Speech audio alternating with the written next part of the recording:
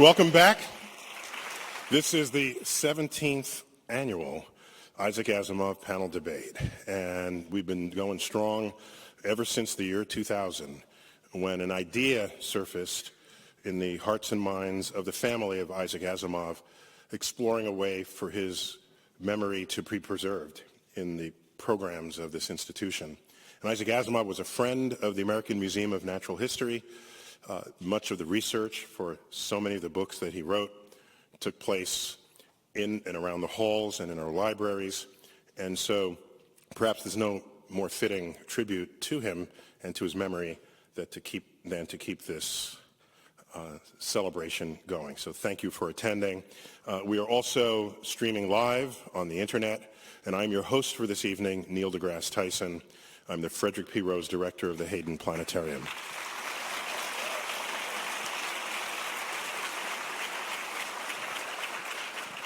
There's a couple of newsy notes.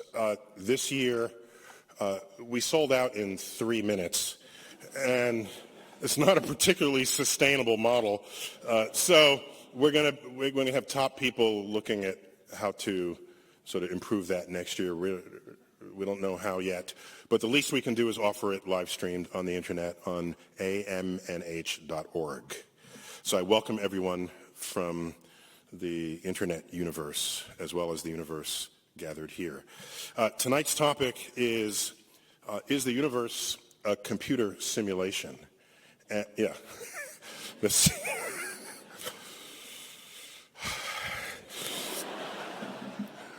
Do you want it to be a computer simulation? I mean, this topic is we're gonna, it's, you'll see. We've got some highly thoughtful, talented, respected people to weigh in on this. I will introduce them individually, and then we will start the panel. By the way, unlike most debates you might have heard about or read about, where there's point, counterpoint, and an argument is presented and attacked, that's not what's going to happen here. We're using the word debate loosely. Think of yourself as eavesdropping on scientists at a breakout room in a conference on this topic. So we'll all be sort of arguing with one another, and you're listening in. That's really what's going on here. And you get to see how scientists think. You get to see how arguments are contested. You get to see how resolution arrives, if it arrives at all.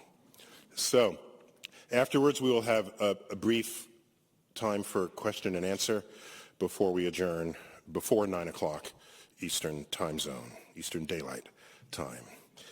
So join me in welcoming my first panelist this evening. He is a professor of philosophy at New York University, where he's also director of the Center for Mind, Brain, and Consciousness, David Chalmers. David, come on out. Hey, looking forward to this. Thank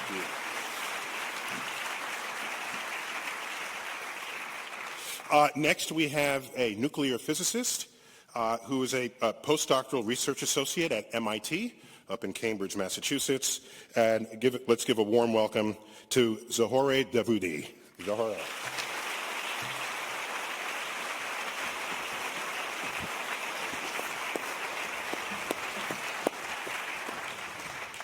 Next, we have someone who's actually no stranger to this panel. This may be his third visit to it. In part, the topic of this year was selected because he brought it up like a couple of years ago. And I said, man, we could do a whole subject on that alone. Let's give a warm welcome back to James Sylvester Gates.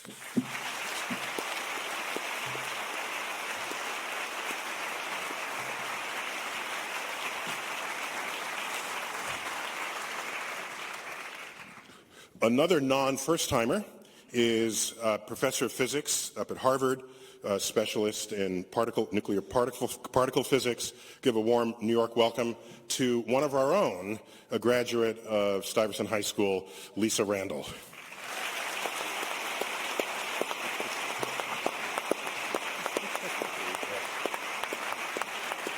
There's a friend and colleague, an astrophysicist, also from MIT, who's done some deep thinking about this very subject and has even written a book on the topic. Let's give a warm New York welcome to Max Tegmark. Max.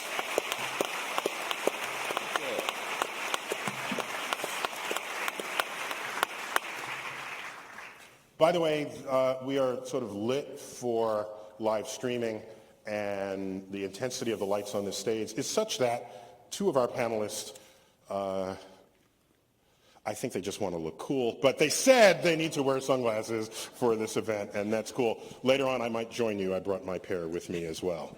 If I'm feeling cool, I might do just that. Zara, I'd like to start with you. No, who should I start with here? Yes, let me start with you, Zara. Can you tell me why this topic interests you? Just give a couple of minutes just as introduction here. Sure. So, as Neil said, I'm a theoretical physicist. My interest is in nuclear physics. In fact, I got my PhD in 2014 from Institute of Nuclear Theory in University of Washington. And the research I was focused on there and at the moment is trying to use the knowledge of the laws of nature, and in particular strong interactions, to start from a bottom-up approach and try to see what comes out in a physical system. And that's actually relevant to why I got interested in the simulation idea. And in fact, by just watching the progress that researchers in this field of simulating strong interactions have made in the several past few years, we started to wonder how could we not think about the universe itself based on the laws that we've discovered, not simulated. So the way that we actually simulate the universe, it might actually give us hints that the universe itself could be a numerical simulations. And then you would start thinking, well, let's make assumption that if that scenario is the case, and if that simulation is actually has similarities with what we do in our research, and just drawing parallels between our algorithms and techniques that we use to simulate laws of nature, and making assumption that they are similar, then what can we actually conclude about the universe as a simulation? Can we actually make predictions for the signatures that we should go after and test? So that's the approach we took, and it was a fun idea and fun paper we came up with my collaborators, Martin Savage and Silas Payne at the University of Washington. And that's basically why I'm here. I'm trying to... So the prospect of this being true didn't freak you out at all? No, I think it's a fun idea. Okay, just it's fun for you. Okay, fine. So Max, you've got a book on this too, right? What's going on with you? Yeah, well, already as a kid, I was always very fascinated by these very big questions about what was really going on with this reality. I remember actually lying in this hammock I had put up between two apple trees back in Stockholm, Sweden, when I was 13, reading Isaac Asimov, actually. I'm very honored to get to be here. You know, it really makes you think about these big questions. And the more I learned about later on as a physicist, the more struck I was that when you get deep down under the hood about how nature works, down to looking at all of you as just as a bunch of quarks and electrons. And you too, it's not just us. Yeah. Yeah. Looking at you as a quark, no, you would come under this category Yes, as well. I am a quark blob too, I confess. So, but if you look at how these quarks move around, you know, the rules are entirely mathematical as far as we can tell. And that makes me wonder, if I were a character in a computer game who started asking the same kind of big questions about my game world, I would also discover eventually that the rules seemed completely rigid and mathematical. I would just be discovering the computer program in which it was written. So that kind of begs the question, how can I be sure that this mathematical reality isn't actually some kind of game or simulation? So you've analogized yourself to Super Mario in a is this who you are? I don't know if that's a good thing or a bad thing. So Jim, I just remember you started all this a few years ago, in my mind at least, just triggering the idea that in your research you found things that forced you to consider the likelihood that somebody programmed us. Could you? Well, first of all, I would disagree with you. I'm not sure that somebody programmed us, but that's what you and I had a conversation where I pointed out that in my research I had found this very strange thing. Physicists, I like to say we all belong to a company called Equations R Us. Because that's how we make our living, is by solving equations. And so I was just going through solving equations, and I was then driven to things that Max knows about, these things called error correcting codes. Error correcting codes are what make browsers work. So why were they in the equations that I was studying about quarks and leptons and supersymmetry? And that's what brought me to this very stark realization that I could no longer say that people like Max were crazy.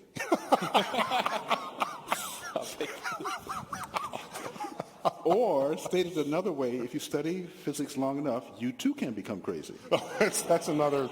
It's a corollary to that idea, yeah. And I'm also a science fiction fan, like Max who talked about his encounter with Asimov. I was reading at age 8 as opposed to 13, sir. Snapped! Got off the slow start. I was reading at age 8 a science fiction book by an author named Paul French. And some people in the audience might know that's a pseudonym for Isaac Asimov. So science fiction drove me into science in some sense. And then now in my 65th year of life, I find out I have to make friends with Max and people like that. So Lisa, I kind of brought you on the panel because I knew you're a rationalist in all this. And so I don't know what to expect. I just needed to anchor this in somebody who I knew was not going there. So Yeah, so I actually, well, I can't say I decided to be on the panel because I think I said, what date is it? And they were like, thank you for agreeing to be on the panel. But I have to say, I'm curious not so much about the question of whether we're a simulation, because I think it's only interesting insofar as there are ways to test it. And we can come back to that, I think, very much in terms of sort of how the laws of physics operate and whether we can actually distinguish that. But I actually am very interested in why so many people think it's an interesting question. Like, why is the audience here? Why is this panel here? because really, to first approximation, we can't really distinguish it. So I think the interesting question is, why do we feel compelled to want this to be true or even think this could be true? And how do the laws of physics operate? And are there really ways that we could eventually test whether there is something that distinguishes just a true universe? But I should say, if the universe is a simulation, I don't understand why it gave me a cold today. Okay. And so my voice might go. But I also think sometimes, some of the ridiculous things in the universe, and think, why would that be part of the simulation? And I realized if I was doing a simulation, I would definitely put those things in. So there you go. Okay. Well, thank you for that. Now, we couldn't have a panel without a philosopher, David. We needed some philosophical... I know how you love philosophers, Neil. I'm on record for some comments about philosophers that got him a little ticked off. But anyhow, so David, what do you philosophers have been at this for a while, yourself included. So how do you see all of this happening or fitting in to the worldview? Well, philosophers like to ask the big questions about the world, the foundational questions, and this is one of them, Actually, I blame Isaac Asimov for all this, at least in my case. I got into thinking about these big questions. When I was a kid, I read just about everything that Asimov was writing, not just the science fiction, but the science fact, the history, the detective novels. I read the multiple volumes of his autobiography. But throughout Asimov's work, this was a guy that was just interested in the big questions about the nature of reality at all levels. And that ultimately drove me to think about questions about consciousness and the mind, which I could approach as a philosopher, because philosophy allows you to kind of step back and say, what is the science here telling us? But this question about the simulation corresponds to another of the great questions of philosophy, which is basically, how do we know anything about the external world at all? And René Descartes said, how do you know you're not being fooled by an evil genius into having an impression of this world around us, even though none of it really exists?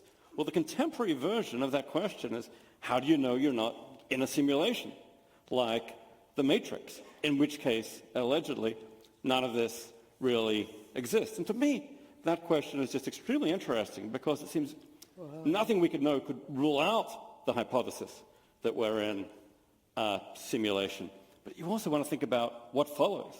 Some people think if we're in a simulation, then none of this is real. I think if you adopt the kind of perspective which, say, Max was suggesting a second ago, where the universe is all mathematical or informational, this allows us to reorient our attitude to this question, saying, okay, maybe we're in a simulation, but if we are, all this is perfectly real, because all the information is there in the simulation, all the math is there, all the structure is there in the simulation. So I'd say, well, maybe we're in a simulation, maybe we're not, but if we are, hey, it's not so bad.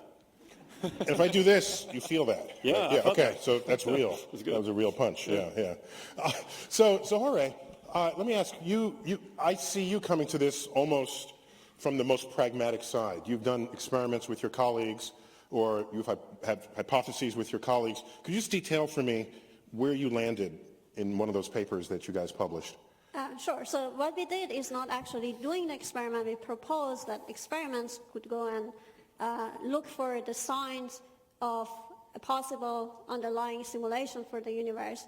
And the reason we thought about this, as I said, is because we've been simulating strong interactions, which means that instead of just looking at the larger structures, we start from the underlying degrees of freedom of our theory, the quark gluons that we understand, and there are very simple laws governing the interactions among these particles. However, when you think about all these complex systems of atomic nuclei and larger systems in the universe, the ordinary matter in our universe, it all emerges from those simple fundamental building blocks and these interactions.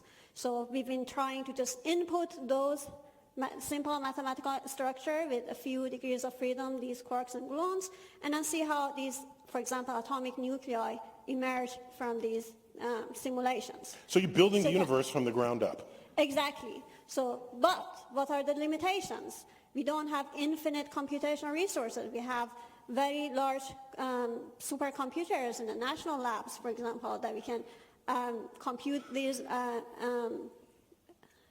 interactions, basically, and build up these systems. However, we are still limited, and the reason is that if you're interested in simulating the universe, and you don't know what the size is, it could be finite or infinite. However, we are limited to a finite size. On the other hand, if you think about even a finite size, there are infinite numbers of points in this finite size that you have to simulate to get the physics right.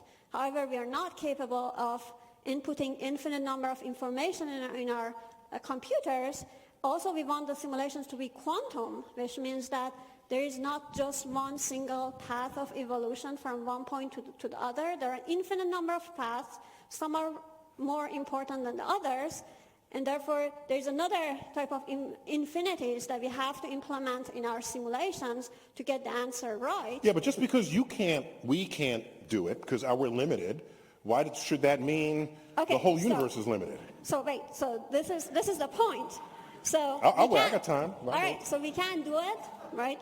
And then based on the assumption that if there is an underlying simulation for the universe that has this problem, that has the problem of finite computational resources, just as we do, then what happens? Then the laws of nature, the quantum mechanics, and whatever interactions that are going on has to be put on a finite set of space-time points in a finite volume, and then just a finite number of quantum mechanical paths to a process can be evaluated. So these are the assumptions. So if the simulator of the universe, in whatever form it is just finite computational resource and not infinite, then is limited to simulate the universe in this kind of limited scenario, just as we do. And then by making that assumption and then going back and look at our simulation and see what kind of signatures we see in the observables we calculate, that could tell us that we started from a non-continuum spacetime, then apply it to an underlying simulation of the universe and make the same assumption, then what would you see? And that's basically what we look for, and list a few observables in our universe that might lead to actually constrain this scenario under this assumption, and one of which is looking at the spectrum of cosmic rays, because what happens if that these very high energy cosmic rays that approach the Earth, they are actually traveling in a discrete space-time as opposed to a continuum, then their equations, basically spatial relativity that would describe the relation between the energy and momentum of this particle is modified, and then you would ask that what would that modification mean in terms of the observation we make in our observatories for example, spectrum and then distribution of these cosmic rays.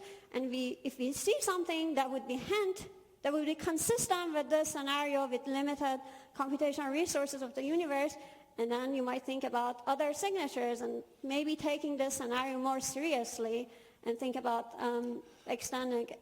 So cosmic rays, it would be your pathway to the limits of what has ever been measured, Exactly. and then seeing if at that limit you are probing the limits of the programmer Right, of the because universe. these cosmic rays are the most energetic particles that we've ever been able to observe. We can't even produce them in laboratories. These are very high energy cosmic rays. Very These are higher very than anything dense. we produced in our particle accelerators. Exactly. Yeah. Yes, by orders of magnitude. And therefore, because these are very energetic, they can actually probe the fabric of a space-time. This is our way of probing if the universe, if the underlying space-time is discretized or just a continuum. So Max, you've written, like I said, you've written a book on this, yet you told me offline that you have an argument that would argue that maybe we're not simulated after all. maybe we're not a simulation after all. So where does that land? Yeah, so before giving a counter-argument, let me give the pro-argument. So, of course, So you can give arguments in both directions here. it's fun to argue with yourself sometimes. So, of course, we all, as David mentioned, have seen the argument, the idea of us being simulated in the Matrix and in science fiction going even far beyond that. But the guy who really started forcing scientists to take this a bit more seriously and gave this idea a bit more scientific street cred, I think, is Nick Bostrom, my fellow Swede, Nick Bostrom, who published this very dry academic article just pointing out that... He's a philosopher. Indeed, Yes. indeed. And he pointed out that it seems like the laws of physics allow us to build amazingly powerful computers, way beyond what we have now, solar system-sized things, which could simulate minds that would feel just like us. And then he went on to say, it seems overwhelmingly likely, if you don't wipe out here on Earth, that in the future, the vast majority of all computations and all minds will be inside of such a computer. And therefore, he said, if almost all minds are simulated, we're probably simulated. So that's the pro-argument. Now, it sounds good, but... So just to clarify, so what you're saying is if simulating universes becomes a pastime among those who have access to highly powerful computers, and we are in a universe, we are probably in a simulated universe, even if one of those universes is actually real. Right. That's basically... fair? That's the fair summary, yeah. And if you're not sure at the end of the night whether you're actually simulated or not, my advice to you is go out there and live really interesting lives and do unexpected things so the simulators don't get bored and shut you down. Is that the cause of death? Okay. But now, in terms of the counter-argument, if you just take Nick seriously... That's the cause of death. My There's God. something fishy here, because suppose you buy into this and you're like, okay, I'm sold on Nick's argument. We are simulated. Let's talk then about our simulated universe. we're measuring the laws of physics here in the simulated world. And we find that in the simulated world, we can build all these supercomputers in the future, and there will be all these simulated minds, and so on. And we can make the same argument all over again and convince ourselves that actually we're doubly simulated. And then we're a simulation in the simulation. And then you can repeat the argument again and say, well, okay, we're a simulation in a simulation, but in the future there are going to be all these simulated computers, and they're going to have all these minds. So we're actually triply simulated. No, we're quadruply simulated, and it goes on and all night. And the turtles all the way down. All the way down. Yeah, and at this point, I get the sinking feeling that there's something rotten at the core of this argument. Okay. The answer is we're at level 42. That was Good answer. No, 137. 137. That's the fine structure Of constant. course. And I think where the problem lies is that when you make this argument, right, about what kind of minds are really the most common, the simulated or non-simulated, it assumes to answer that you have to know what the actual laws of physics are. But if we start making these sort of arguments, we have no clue what the laws of physics are. It doesn't matter what the laws here in our simulation, if it is one, are. We need to know what the real laws of physics are in the basement universe. It's the foundation. And if so, we don't really have access to that. So that's this philosophical nitpick, which it seems to me swept under the rug here. Jim, where? Where am I? Well, first of all, I have a finger, and I look at it, and it seems to be real. And so my point of view is very conservative. Carl Sagan once said that extraordinary statements, and I'm paraphrasing. Claims, yeah. Right? Extraordinary claims require extraordinary evidence. Now, Zora has told us about a kind of evidence, and that's the kind of evidence that would convince me as a physicist. But what I do is sort of a mathematical model of physics. And in our previous encounter here on this stage, I had a chance to tell you about these error correcting codes, which are a very specific kind of digital data. It's not just general digital data, it's a very specific kind. And it seemed extraordinarily unlikely. And I have to tell you that one of the reasons I enjoy talking to audiences like this is they get us experts out of our comfort zone. And so one of the first non-physicists that I talked to, or that I read reflected on my comment, said effectively, and this is not exact words, but effectively he said, if the simulation hypothesis is valid, then we open the door to eternal life and resurrection and things that formerly have been discussed in the realm of religion. And the reason is really quite simple, because if you think about a computer, if we are a simulation, then we're like programs in a computer. As long as I have a computer that's not damaged, I can always rerun the program, right?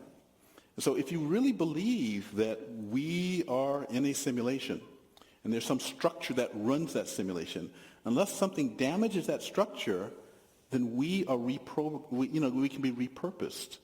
And so it starts to break down a very funny barrier between what people often think is the conflict between science and the conflict between faith. So what you're saying is that if we are simulated, that means there's a code that's doing it, and that code was started at some point, and in principle, it could just be rebooted.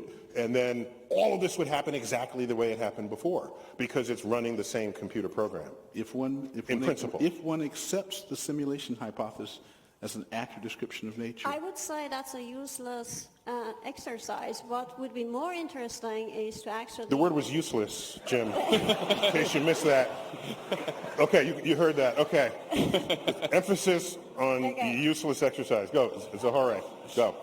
Trying to repeat what you've already done with huge computational resources is useless. What is more interesting is to go and change the parameters of the simulation, the input parameters, just put the same laws of nature, right? And then just change a little bit the value of the parameters, the very fundamental parameters of our universe, and then let it run and see what happens. And it's actually very interesting ideas. It's a fun thing to do Exactly. as a And scientist. there are, But and in we know that changing there those parameters, you might cancel out my existence, in which case I don't think that's very useful.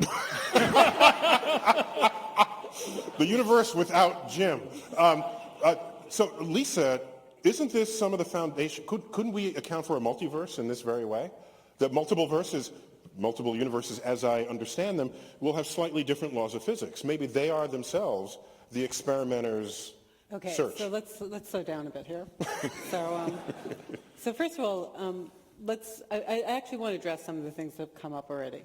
One of the questions is probability, Bostrom's argument or whatever, that we're likely to be in a simulation. I mean, part of the problem is that probabilities have to have a well-defined meaning, or only useful when they have a well-defined meaning. So among all possible scenarios, we can actually say which one is more or less likely. When we run into infinities, it stops making sense. I mean, I could say, really, by probability, I'm very likely to be Chinese, because there's a lot more Chinese than Americans, but I'm clearly not Chinese. So probabilities are tricky, and you have to be careful what you mean when you're saying them. Another thing is, I actually find the egotism of thinking that if there were simulators around, that they'd come up with us kind of audacious and ridiculous. I mean, I think there's a very self-centeredness to this whole thing that kind of I find hilarious. But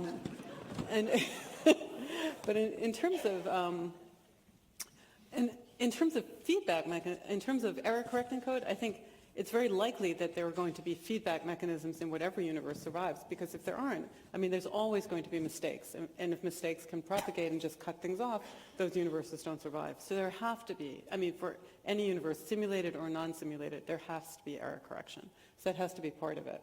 Right, that assumes that the programmer makes the same kind of programming, is susceptible to programming errors and programming bugs that we are. It's not even intentional. It could be just that the computer itself is subject to error. I mean, it's only firing things somewhat randomly. I mean, ultimately, there's uncertainty in everything. Nothing is created perfectly. Quantum uncertainty. So Can I jump in here? Because she's raised, in fact, I think an incredible point about this. And may I take a few times? I'll cede minutes back later. Yes. There you go. This point about error correction is something that when general public has looked at my work, they say, oh, you must believe in simulations. And I've said, no, actually, I don't. And the reason is because precisely the point that Lisa points out. If you look in all of nature and ask, are there any other places in nature, not in engineering, not in computers, not in the things that we build, but in nature herself, is there a discussion in science about error correcting codes? It turns out there's one place and one place only that I have been able to identify. That's in evolution and genetics. And there's been a discussion. Or any biological system. Right, or any biological system. Right. And it's not that we think life is some kind of programmed simulation. It's because the universe itself, as Lisa has said, has to have feedback mechanisms that basically sustain a structure that propagates faithfully forward in time. And I think that's, in fact, the most critical point. And you have your time now. Thank you. And anyone who wants to take my time to agree with me.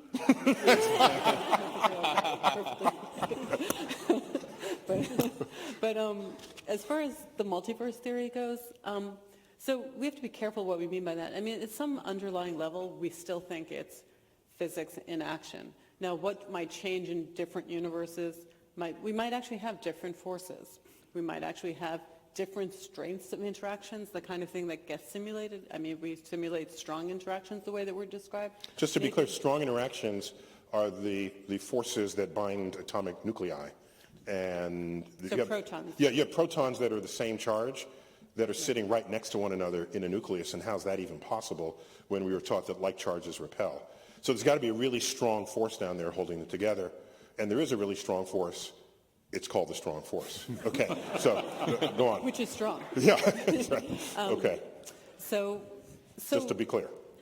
And there can be different possibilities for what these parameters can be. It's still underlying, you still believe that there's the laws of physics that are operating. So the question, so it's not a simulation. It's just, it's in principle possible that there are universes we don't communicate with that are so far away, we'll never send a signal, they'll never send a signal. So for all intents and purposes, there just are different universes. That doesn't mean they're simulated, it just means they're different from ours and they can have different properties. To really distinguish a simulation, you really do have to see just our whole notion of the laws of physics breaking down, or some of the fundamental underlying properties. So it would be extremely interesting to look for the kind of violations of Lorentz invariance that were discussed earlier, or things like quantum entanglement no longer holding, not because of interaction with the environment, but just this computer just couldn't keep track of stuff. I mean, so that's stuff that gets so, I mean, a lot of the simulation idea, I mean, to simulate the universe, you need the computational power of the universe. So all of the simulations are based on the idea that there are some approximations that we don't see, that you have to be able to hide them. So, so what we're really looking for is the breakdown of the assumption that those approximations are valid. But David, what do your philosophical circles say about proposing an experiment that might falsify these ideas? Look, I don't think you're going to get conclusive experimental proof that we're certainly not going to get conclusive experimental proof that you're not in a simulation. I suppose we could get some kind of very strong... Well, why not? You just declared something. Why can't a clever person come along and... Because any evidence that we could ever get could be simulated. That's basically the reason. I'm sorry. Maybe... Okay, so if I find evidence that we're not simulated, the great simulator... They could have just planted that for you. Put that in. Yeah, they were one step ahead. However, okay, maybe we're done. we probably could get pretty strong evidence that we are simulated. You know, if someone wrote up in the sky, sorry guys, the stars suddenly rearranged themselves into, sorry guys, it's all a giant simulation. And then they took over the internet. Except it would be in Chinese to get the most number of people to... Very good. Then we'd probably have pretty good reason to think we're in a simulation, either that or the weirdest non-simulated universe that anyone ever imagined. So I'm not for a philosopher anyway, it's not fundamentally a matter of experimental proof. It's cool. I really like Zori's experimental evidence that we're in a simulation. But I think around here, it's really important to make a distinction. There's a hypothesis that we're in there's a hypothesis that we're in a simulation, and there's a hypothesis that the universe is computational. Those are closely related. If we're in a simulation, the universe is fundamentally computational. But it's not true that if the universe is fundamentally computational, we're necessarily in a simulation. Because the simulation hypothesis is a combination of two things. That's an official thing, the simulation hypothesis. Yeah. The simulation hypothesis is we're in a computer simulation. A computer simulation is a computation that was created by someone for a purpose. So basically the simulation hypothesis is that computation hypothesis plus something else about someone who created it. And around here is where you might be able to get all theological and say, okay, well, it's a naturalistic version of a God hypothesis. But anyway, so my worry about Zori's stuff, which is really cool, it's really evidence for the much weaker hypothesis that the universe is some form of discrete computation, and it's completely neutral on the question of whether this is actually a simulation in the sense of something with which intent is created by a simulator. So Max, do you mind if I call you Mario from now on? Because if you're Mario in the computer game. Starts with M-A, so I guess I'll be grateful for the two letters I get, yeah? I imagine Mario, someone coming into a Mario game and calculating how high he jumps and how fast he runs and coming up with the laws of physics of the game and possibly then questioning why is it that and not something else, perhaps. And so why would that allow someone in the game to have any understanding of what's outside the game? Yeah, that's a really deep and good question.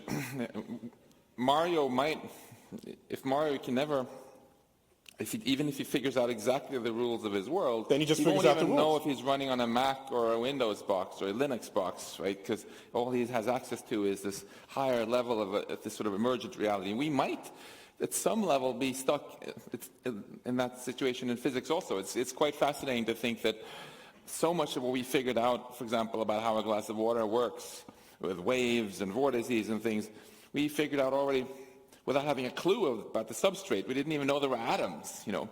But the same kind of questions that you're asking, which I think are awesome, the kind of questions where you ask, suppose this is actually somehow simulated, suppose the simulator is cutting corners, how would that show up?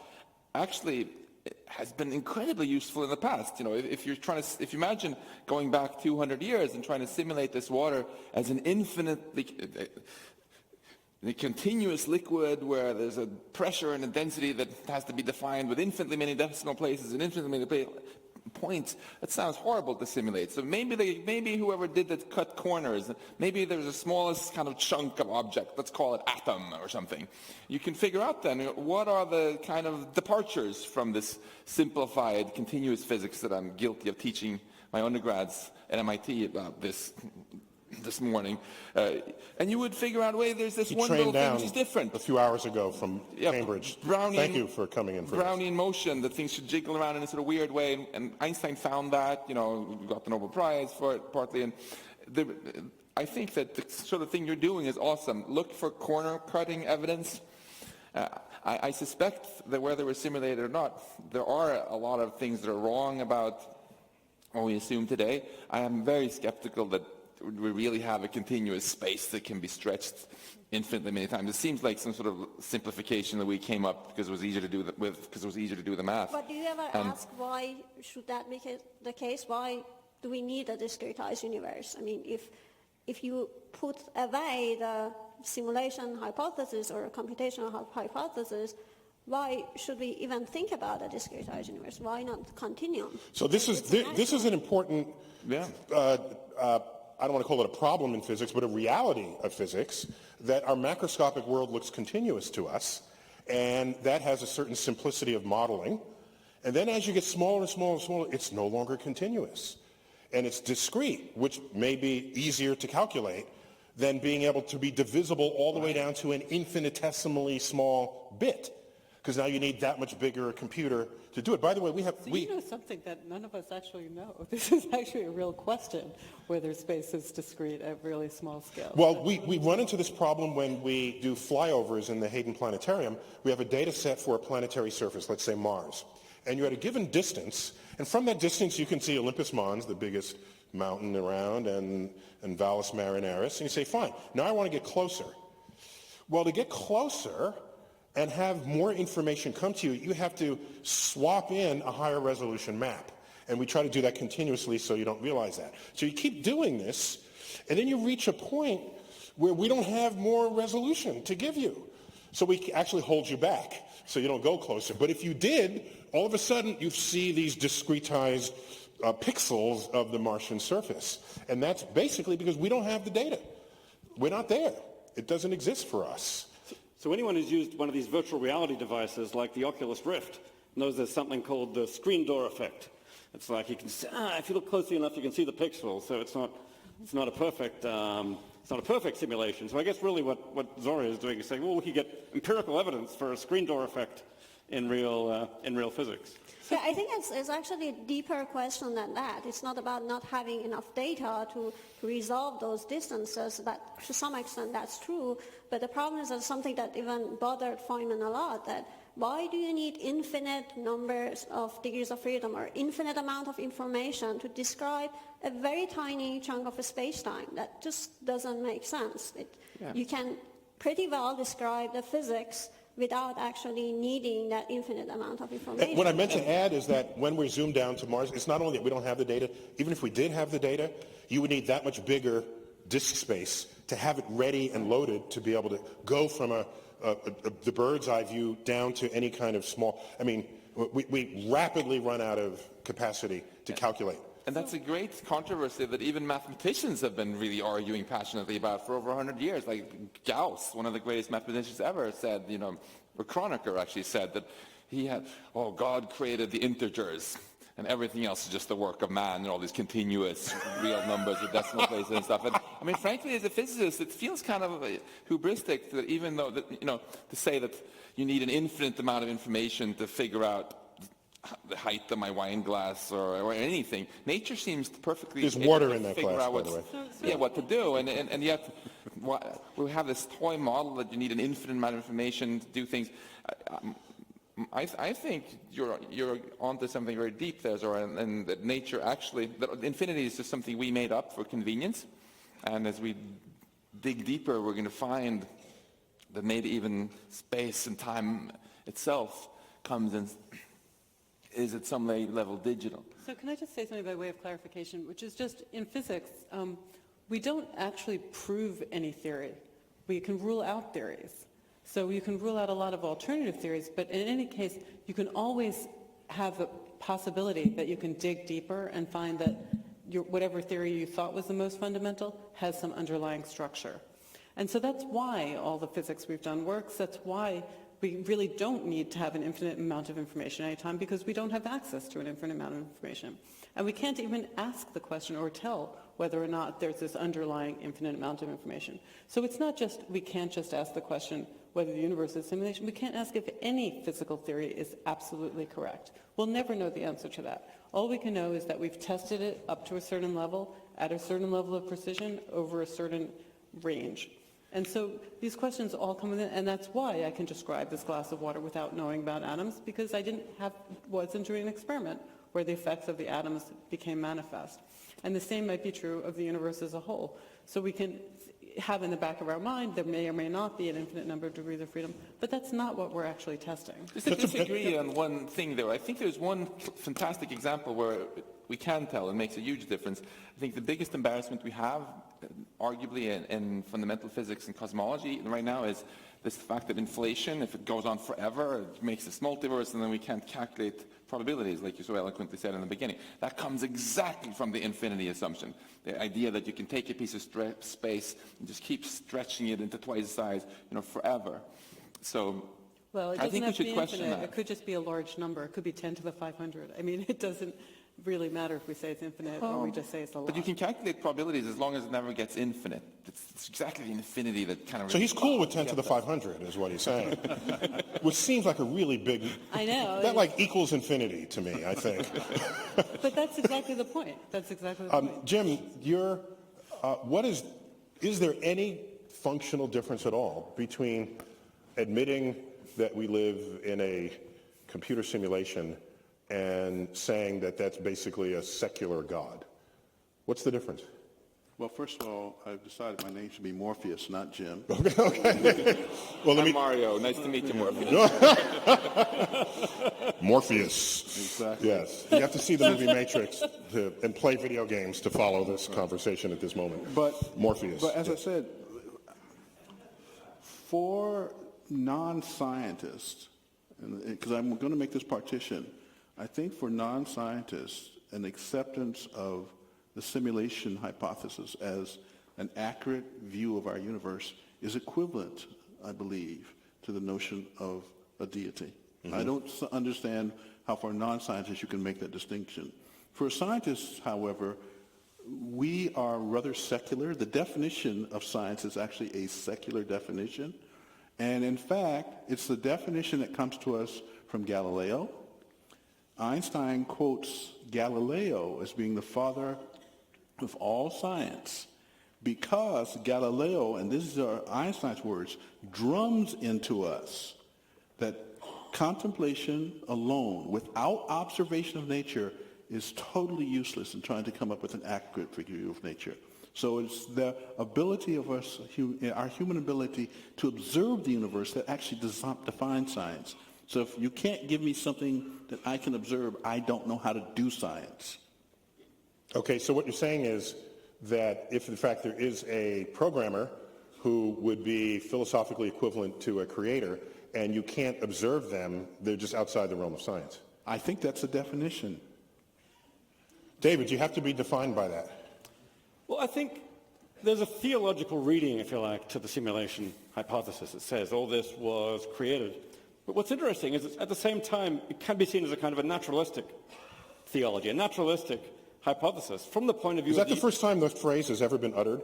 A naturalistic theology? I think it's out there already. Oh, it's out there. Okay, good. Right. Simulation theology, you heard it first. Simulation theology is the coolest kind of naturalistic theology. From the point of view of Actually, there's a book in 1750, or who was it? Yeah, David Hume was into... No, there was... who was the fellow who wrote the book, the Natural Theology? And there's a book with that very title. Yeah. But not natural simulation, or simulated theology. If you think about it from the point of view of the simulated... I mean, we in this universe can create simulated worlds, and there's nothing remotely spooky about that. People are already doing it with virtual reality and The Sims and Second Life. and whatever. This is just a far more sophisticated version of that. So we just need to move that picture to the next universe up and say, hey, maybe that's what's happening to us. So we got a creator, but our creator isn't especially spooky. It's just some teenage hacker in the next universe up. Mum's calling him into dinner. You know. Working in the basement, yeah? So I think you could be led to at least entertain this idea by perfectly naturalistic ideas, as, say, Nick Bostrom was, and say, okay, maybe this is the kind of theology which even someone who's got no sympathy for spooks and gods and ghosts needs to object to. So that's an interesting point, because we don't think of ourselves as deities when we program Mario, even though we have all power over how high Mario jumps, because that's a line in the code. So, you're right, you just take it up a few notches. There's no reason to presume they're all-powerful other than just they fully control everything we do, It could be they're all-powerful. I got into this from watching my 5-year-old nephew playing with one version of The Sims or Sim Life or something. He'd make a whole town, he'd build up the buildings and get the trees and the jungles and the creatures, and then he'd say, now comes the good part. And he'd send down fires and floods. And so it's like, finally I understand the God of the Old Testament. So you're saying because it is true in our world, we have fires and floods. I played one of those Sims, Sim City, because I'm a city kid, and the early low-res simulation. And there's a feature, you build up you need money, you're mayor of a city, and you construct buildings, and you need the schools and the fire departments. And then, every now and then, Godzilla stomps through your city. And you say, well, that's not real. I'm trying to be real. But then, it's kind of real in the sense that some major disaster you will confront, like Hurricane Sandy or 9/11. Now you've got to redistribute resources. So I look at our real world, and these things actually do happen. Mm-hmm. So are they just trying to mess with us? Is that? Well, the way I think about, who knows whether there's actually a simulator who's actually doing any of this. But if you do take this simulation hypothesis seriously, it's got a couple of elements of a traditional God. This person could be all-knowing about our universe, could be all-powerful. The one thing which is probably missing is wisdom. And benevolence. And, if there's a simulator, I refuse to worship you. You may be out there, but you have not established yourself as being worthy of worship. Right, because they're all powerful, all knowing, but not all good. There's no reason to think they're all cut good. him some slack. He's only 5 years old. You better be maturing one of these days. Zohore. I think there is a big danger in trying to compare our idea of simulation with what comes in computer games. But we're talking, at least in my point of view, and I think a physicist's point of view, what calls the simulation is you just input the laws of physics, and then nature and universe emerges. You don't actually try to make it look like it's something going on. You don't try to the same as with the computer games. You don't interfere with what you've created. You just input something that is very fundamental and just let it go, just as our universe. So I think like there deism. I think if you take in other words, you set the laws into motion and let the universe unfold, however those laws prescribe. Because a priori, you don't know what happens, because the universe is complex. The laws of physics are simple, but you don't know what kind of complexities you should expect.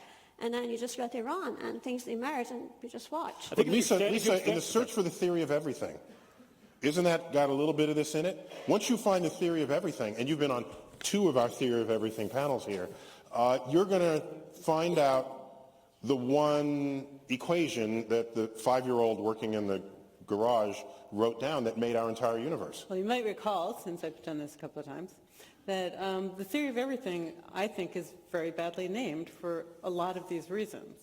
Because even with the equations, as was pointed out earlier, you could start your system very different ways. You can have different conditions. And there's a lot that we don't understand. I mean, even if I understood quantum gravity at a fundamental level and could derive all the equations, that's still not going to help me predict waves at a practical level. I mean, the computer simulation will never be that detailed, in my opinion. It's much better to go to different levels and figure out what's going on at what I would call an effective theory approach. So even with the fundamental equations, now sometimes, clearly if you had infinite computing power, then you would just be literally mimicking the universe, and possibly you could do that. But short of that, you're going to have to find these approximations, these descriptions that are sort of somewhat in between. They're still science. They're not something I'm just making up. They're still equations that work, and they ultimately are attributable to whatever is that fundamental equation. But that doesn't mean it's fundamentally how we're computing it. It doesn't mean it's fundamentally how it's working. But Zahra, you started this whole discussion by describing trying to attain an understanding of the basic forces of nature and the particles and build up from there. But isn't there surely a gap between what you know drives the behavior of individual particles and what might be emergent features in a macroscopic system? Isn't that true with the gas laws? We learned gas laws in first week of chemistry, but I don't know that you can get the macroscopic gas laws by knowing every single particle at every single instant. I don't know that they're fully reducible to that. So can you admit the possibility that there are gaps and that there's emergent phenomena so starting at the very basic level won't get you there? Is that possible? I do admit to that, and it is, in fact, a Okay, gap good. in our- Thank you. Admit to it. No, No. No, this is indeed a field of research now. For example, in nuclear physics, we know these microscopic features about particles and building blocks of that contributed in strong interactions, but we don't know exactly how to get this complex system of nuclei.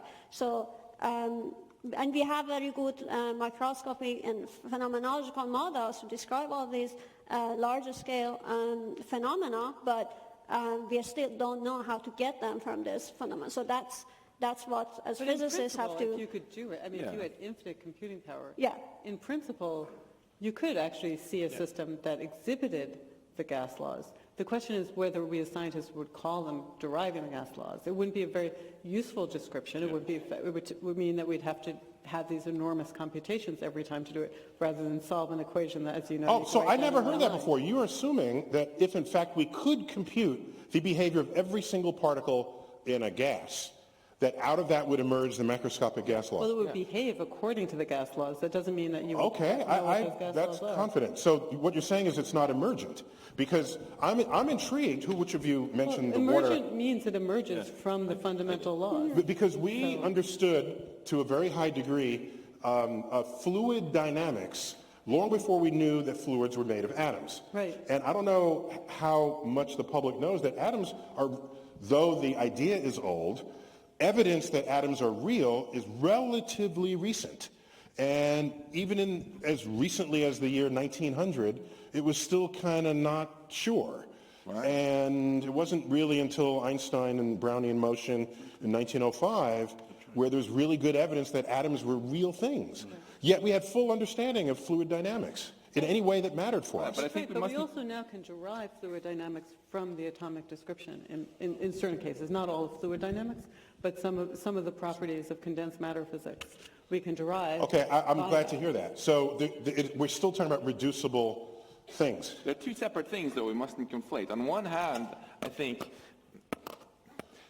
in principle, one can derive all of these higher level things, I think ultimately even consciousness, like David Chalmers is working on, from starting out with the quarks and stuff. You're going to bring But consciousness into this? In practice, on the other hand, whether we humans are smart enough to figure it out, that's a whole different story. And I think I'm guessing that's what you were getting at there. You weren't saying that there's some mysterious epistemological gap that we can't, Oh, no, that's not what I meant. but I that meant we that might not be able to understand. We haven't yet have the resources and probably enough tools and understanding to fill that gap, but the fundamental equations are there. It's just a matter of when we actually get there. So there's I'm nothing curious, mysterious. this brings me to a point that we did not discuss earlier in the notes that we shared. When I think of you can know everything you can about cell biology, about how life works, and it's not obvious to me that by just studying a single life form, that you can derive evolution by natural selection, that's an emergent phenomenon given the system. So if it's emergent, then no one actually programmed it in to do that. That's just something that resulted. Right, so the way I would describe it is I'd say that the fundamental, whatever's fundamentally there, that substrate is essential to whatever happened, but is not necessarily essential to your description of what happened. And so the laws are following from this, but it's not giving an explanation. So I can note that there's atoms, but it doesn't help me predict what will happen when I throw a ball. I mean, in principle, I could probably figure it out based on that, put it all together, but it won't help me. It's so inefficient. So it's much better to have a description of a solid ball, even though it's made of atoms, which are actually mostly empty space.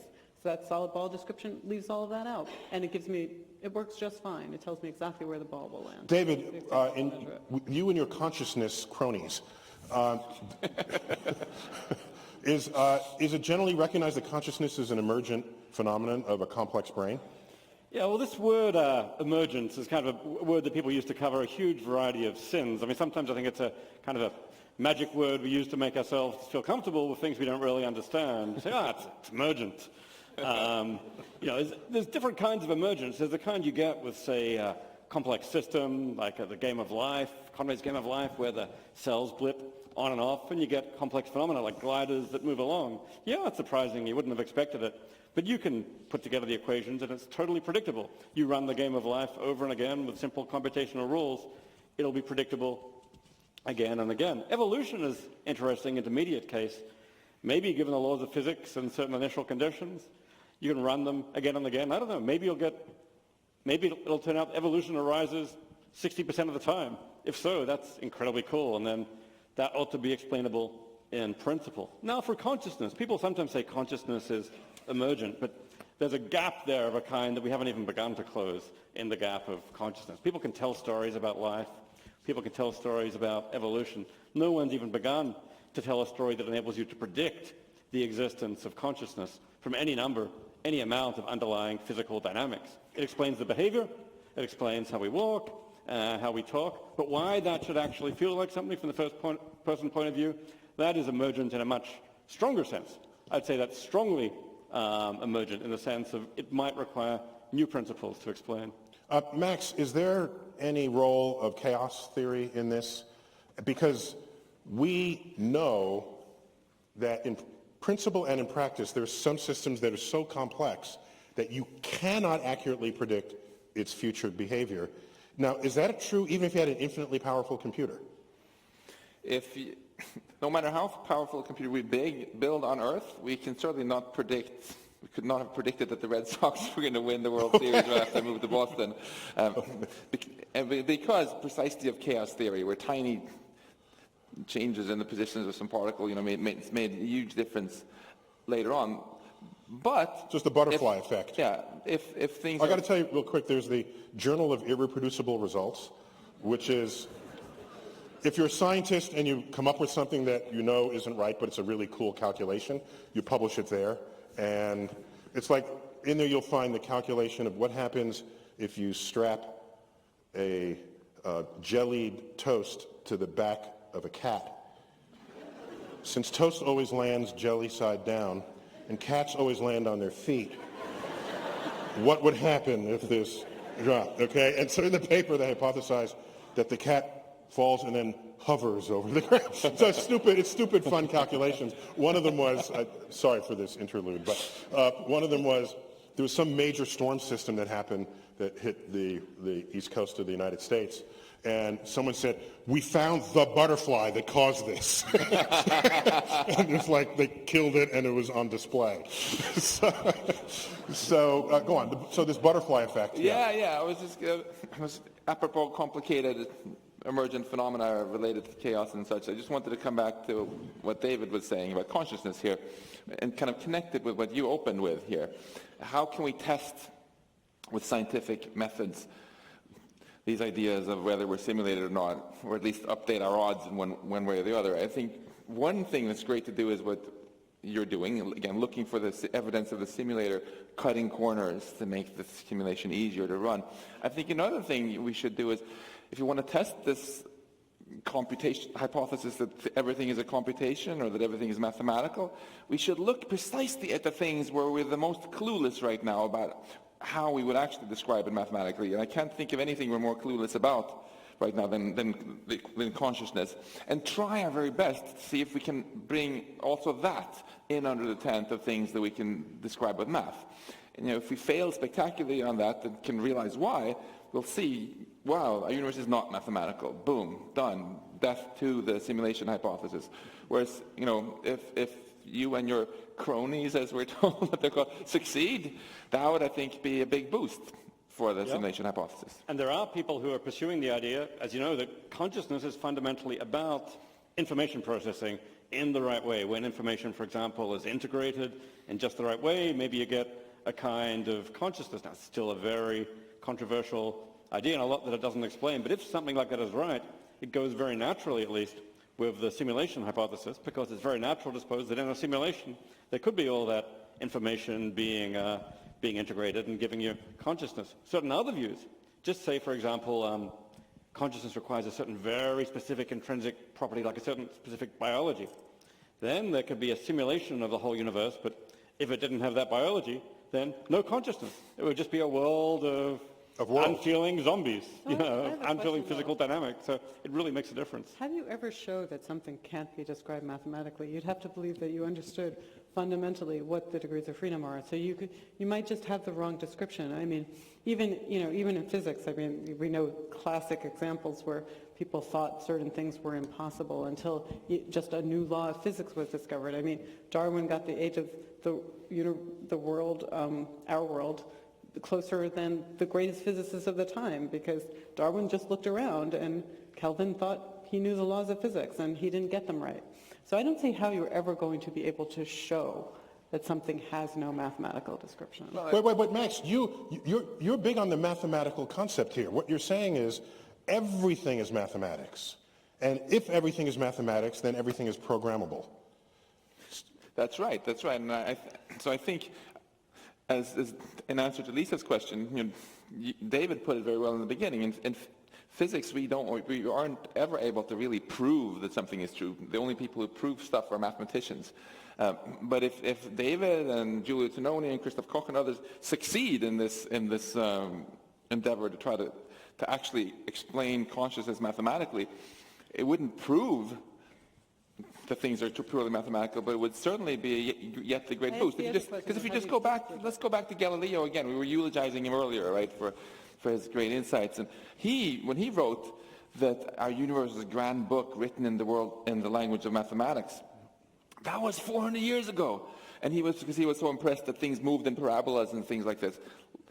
And he had no clue why oranges were orange and hazelnuts were hard and some things were soft. That seemed like it was beyond what you could do with math. Then we got Maxwell's equations, the Schrödinger equation, the standard model of particle physics.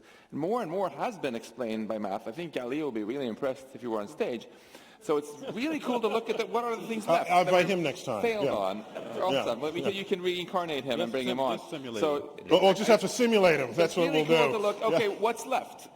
Like consciousness, for example, and see if we can also make some progress there. There's no better way to fail on anything, including consciousness understanding, than to tell ourselves, we know it's impossible because of some principles, so let's not try.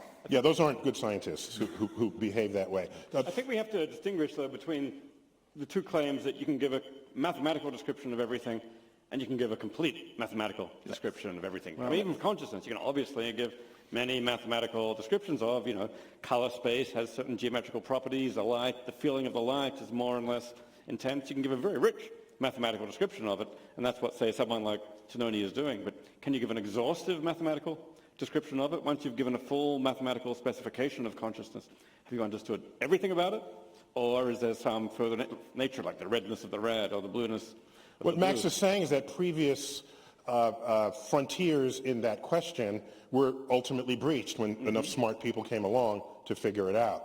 So whatever's our state of mind today, it would be unwise to suggest that it somehow transcends any access that the future of math might. And of course, at some level, we don't have an exhaustive description of anything, because we understand that there can always be something more fundamental, something we haven't seen yet.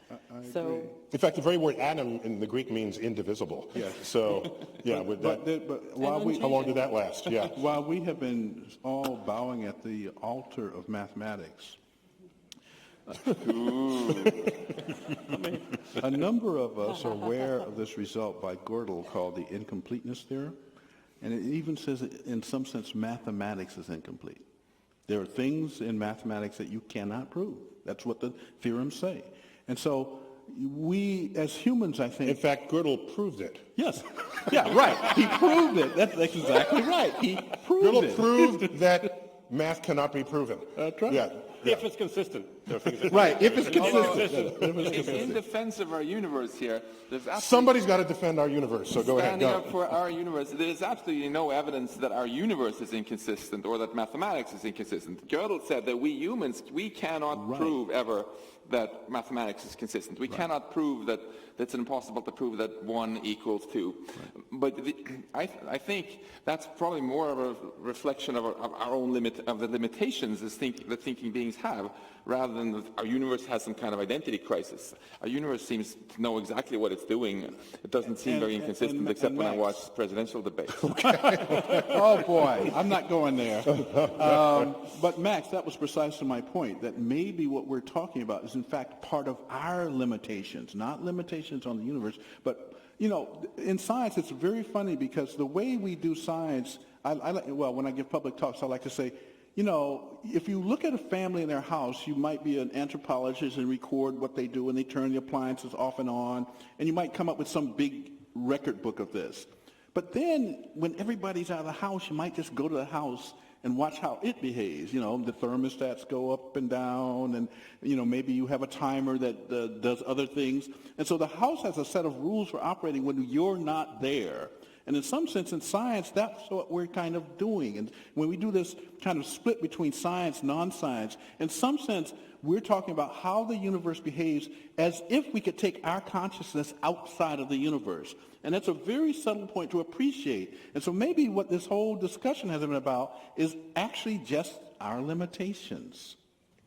So we're all stupid, is what you're saying. Yeah. Actually, the universe made us very clever, at least most of us.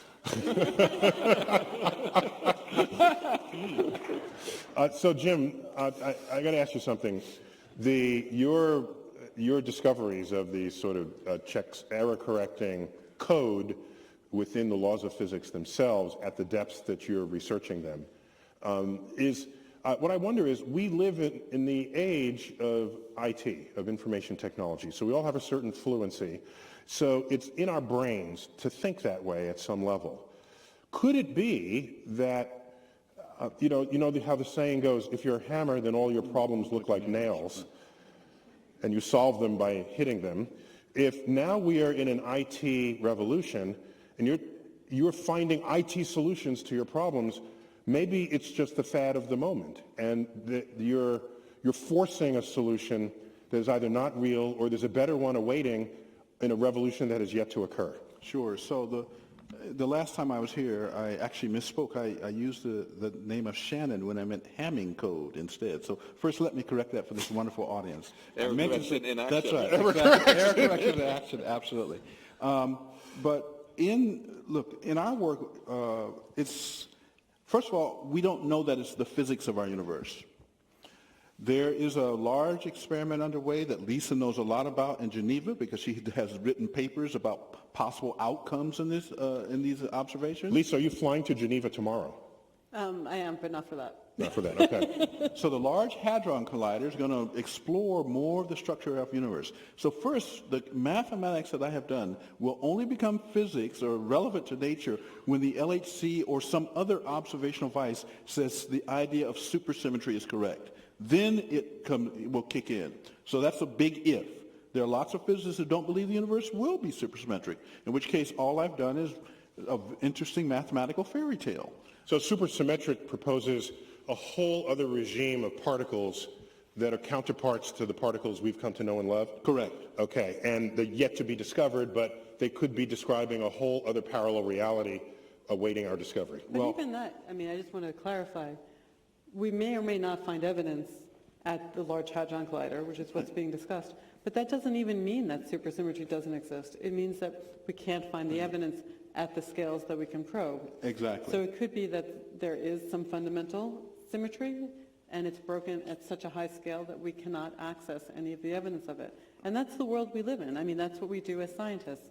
We try to simulate what we can, we try to derive what we can, we try to measure what we can. And then we have to allow for the possibility that we just haven't had the accuracy, we haven't had the cleverness, or we haven't had Technology. resources to Technology. be able to test certain ideas. And so I think that's right, that it's a combination of what's out there and what we can actually do. So I don't know who among you to ask this directly, so I'll just put it out there in front of you like a piece of raw meat, and you can just chase after it if you... Or you vegetarian, some raw carrots, okay? So you can chase after it. I don't know if any of you are vegetarian. Can you cook the meat at least? I'll cook them, okay. We'll cook the meat. My question is, I remember Physics 101, and then 102, and 201, and 202, and as you learn the laws of physics, every now and then something pops up that's just kind of weird. All right? You learn Maxwell's equations, which describes the behavior of electromagnetic radiation, the behavior of light. And they're really beautiful, except there's an asymmetry in there. There's you can have particles that have electric fields like electrons, but you don't have isolated particles that are their own magnetic fields. There's always a plus and a minus stuck together. So they're not symmetric that way in the equations. And it's like you cringe when you see that, because part of us wants some beauty and symmetry to the universe if it is, I don't know, we're holding it in very high expectations for what we want to find. And then you go back to the early universe and you find out that 1 out of 100 million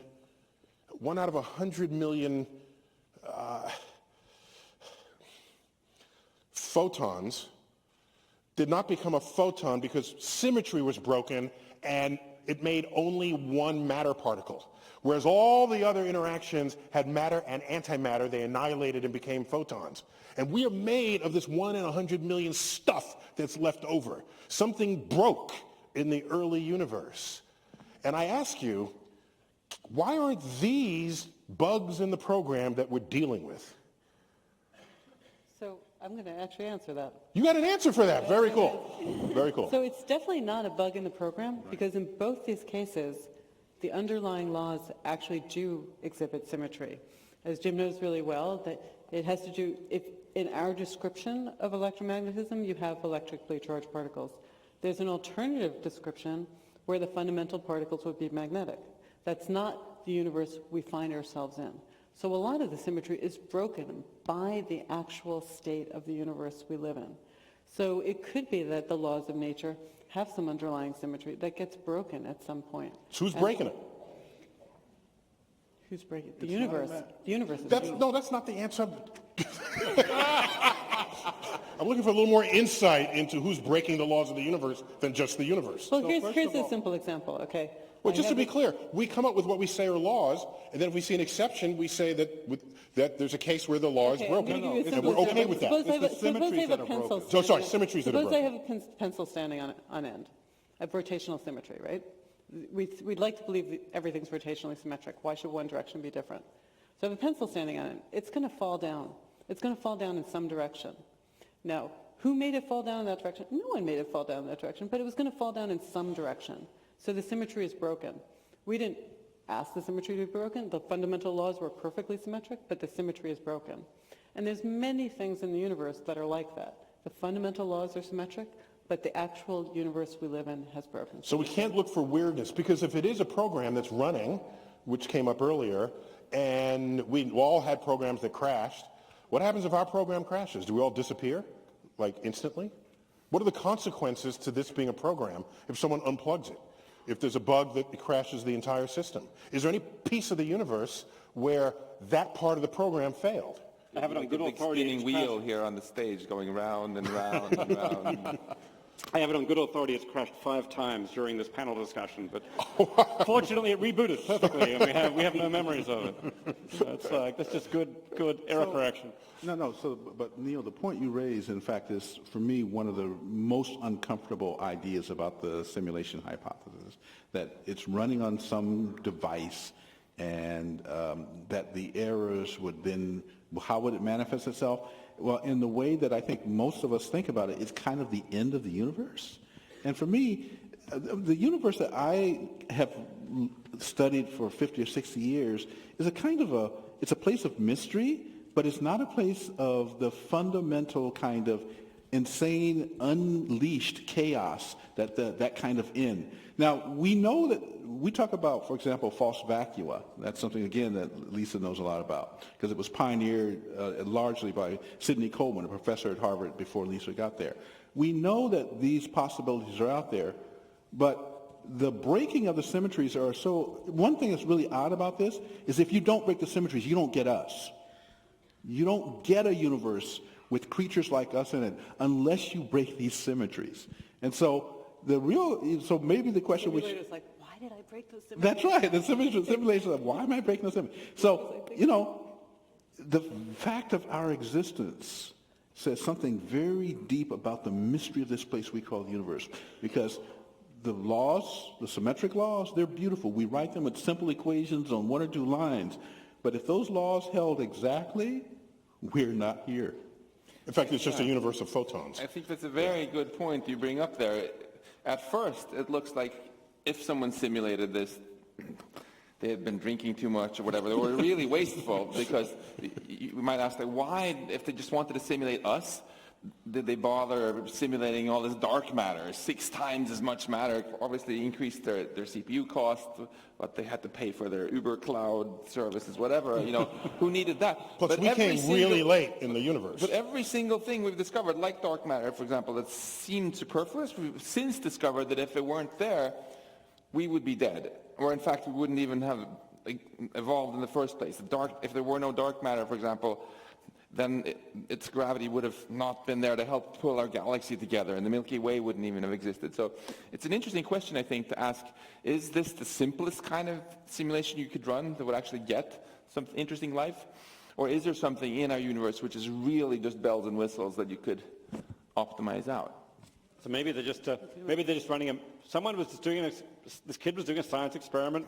He ran 1 million simulations overnight, and exactly one of those universes produced, broke the symmetries in the right way to produce conscious beings. And hey, here we are. Why did they make chiral fermions so difficult to simulate on the lattice? That's a scientific question, you guys. So maybe just adding something to this. Instead of just looking at the weirdness and that we observe in the universe, some maybe more fundamental question to ask, again back, we can ask why the parameters of our universe, the mass of the electron or the cosmological constant and things like that, why should they have the value they have? I mean, in terms of the simulation scenario, you can sort of start to think this is just an input as many other input. Or the other way to interpret it is that we don't know at a fundamental level what's going on. Maybe there is an embedding theory that would arise that is simpler, it has fewer input, or maybe just one, and then gives you the values of the standard model and all these theories that know to be exactly the same that we observe in nature. So, well, just to be clear, if any of us program a computer, a simulation of anything, there's a set of parameters that are established up front, and then you watch what happens thereafter. And then you sometimes tweak the parameters if necessary. Some other parameters are non-tweakable. Almost all of our codes, there's a line that gives the value of pi. That's not tweakable. We don't have any mathematical... For example, that in Minecraft, when you create a Minecraft world, I'm taught by Philip and Alexander, you have to input a world seed. Okay. Yeah, and if you put a different one...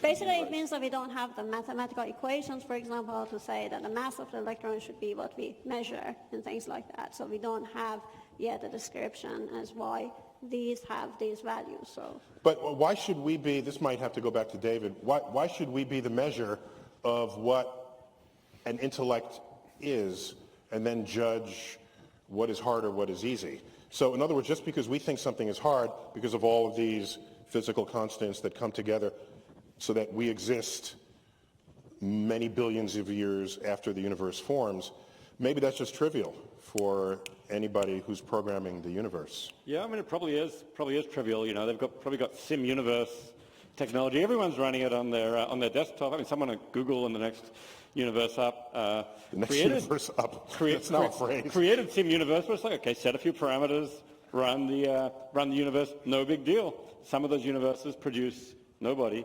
Some of those universes produce somebody, and those somebodies have to reverse engineer their universe. And it turns out reverse engineering is really hard, whether you're in a simulation or not. But that's just, if you look at it this way, it's just a matter of perspective. Because when I think of the game tic-tac-toe, to a child, this is a challenging game. They don't know what move to make next. And then they might win or lose, and then they cheer or they're sad. And then you realize this is a pointless game. You can play so that you'll never lose or win. But then it's no longer fun. But to a child, it is it's a game that challenges them. And then we have the game of chess, which challenges us, but you go up an intelligence level, and then it's just a trivial exercise. I don't care how many possible moves there are. It's trivial if their brain is a greater brain than ours. And I'm reminded, which one of you may remember, just to correct me if I don't get it right, was it Feynman who first analogized the laws of nature to our attempt to understand the laws of nature would be like coming upon a game of chess and you know nothing of the game. And you're just watching people move. And you don't have the rule book, and you have to deduce what the rules are. And so pretty easily you can see, well, this piece moves this way and this only goes diagonal. You get that. But occasionally, one of the pieces jumps 2 squares instead of just 1. Well, why did it do that? You make a note of that, right? And then later on, that little piece that jumped 2, it reaches the other end of the board, and then it becomes a whole other piece. That's kind of freaky. It's rare, but it happens, and it's an important rule of the game that most of the time you don't see. And so I'm left wondering how much of a chess game without the instruction manual is the very universe in which we live. Love to get your answers, one each, from that. Yes, Zahora. Maybe starting from the philosopher side. All right, David, you lead off with that. I would say that's basically the situation we're in. We call that game, this is the game of reverse engineering the universe, and we call it science. A little bit for philosophy too. It's like, hey, there are clues we could get about we certainly get the equations and so on, but hey, there are clues we could get about the grander structure. Hey, maybe at a certain point we're going to find one of those constants that has an arbitrary value and find there's a coded message in there in the simplest possible language saying, yep, you guessed right, it's a simulation.